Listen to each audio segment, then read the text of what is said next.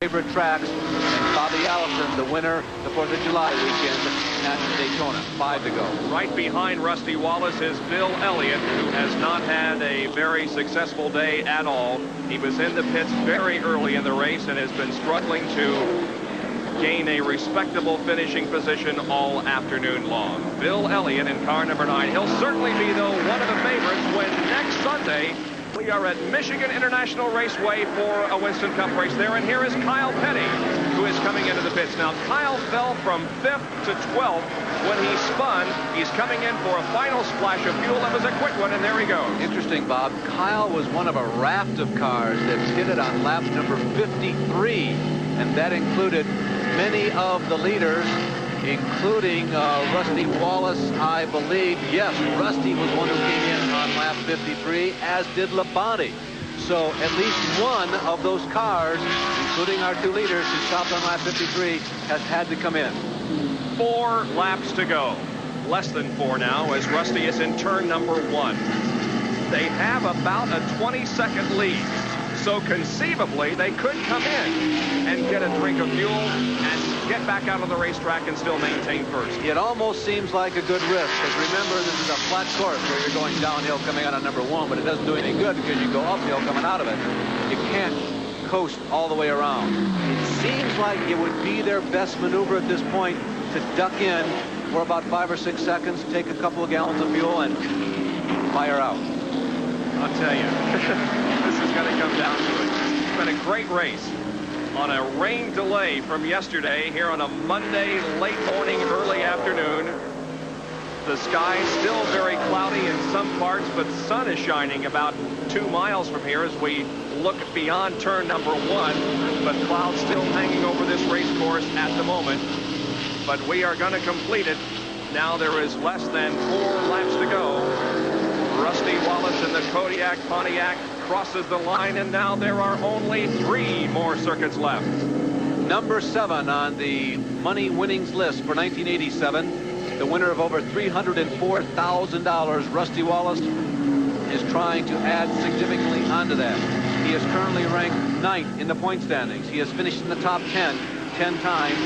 He has finished in the top single position not once this year. And there is Darrell Waltrip's Tide crew, led by Jeff Hammond, getting set for a possible stop by Darrell. They're watching for him. Interesting, we were talking about people stopping on lap 53 like Wallace did. Kyle Petty, he had to pit. Waltrip pitted lap 53. Another one. Well, we're just going to have to keep our eye on Rusty and see what happens with that car, see what he does. He's in the 88th lap of this race. When he crosses the stripe, he will complete lap 88.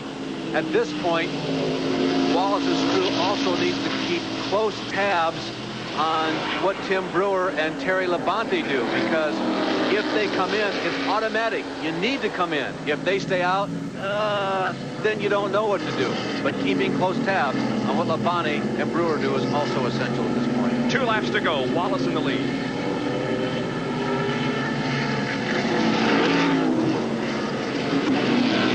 Out of turn number 1, he's got Bill Elliott right behind him, but Elliott is not on the lead lap. And Elliott has been close enough to Rusty for a long enough time, and Rusty has been so much better than Bill today.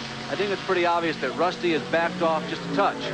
They were trying to lengthen that lead a few laps ago, as you heard from Barry Dodson. Now, I think they have opted for some stability and not burn up just an added little centimeter of fuel. Let's go to Jerry for this Waltrip stop.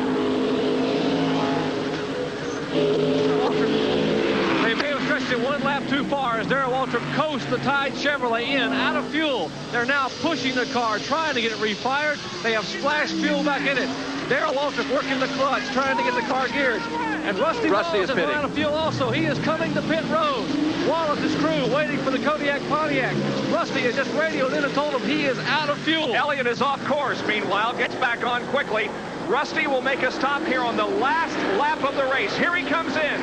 The red light, the fuel light is on, indicating the car is just almost out of fuel. Coming in quickly. He's got a 20-second lead. white flag is out. Labonte has not come past the start line yet. Still looking for Terry Labonte. The fuel in, and Rusty is back out on the racetrack as we have a car. Harry Gant has blown an engine. A lot of smoke from that car in turn number 1. That's you can see it right there. Harry moved to the inside. Here is Rusty Wallace, and he has maintained the lead. He has. Labonte just crossed the finish line as Rusty was exiting the pit, so Rusty has held on to the lead.